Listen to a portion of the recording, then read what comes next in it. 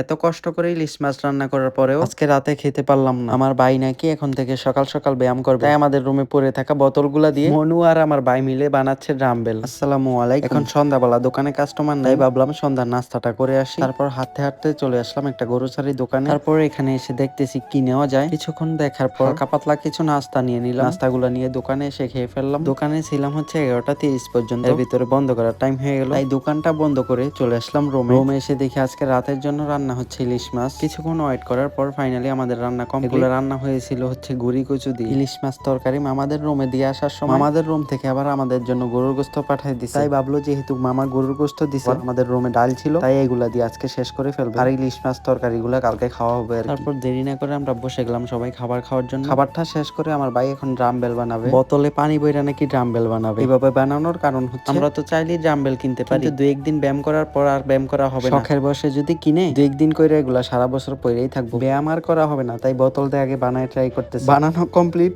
Manu try করে বলতেছে ভালোই তো হয়েছে। পরে আমার ভাইও ট্রাই করতেছে, বলে ঠিক আছে, যদি একদিনও করে একদিনই আমাদের শরীরের জন্য উপকার। আর আমি শুয়ে শুয়ে ওনাদের ব্যায়াম করা দেখতেছি। তো আজকের ভিডিওটা এই পর্যন্তই ছিল। কেমন লাগলো সবাই জানাবেন। সবাই ভালো থাকবেন। আল্লাহ হাফেজ।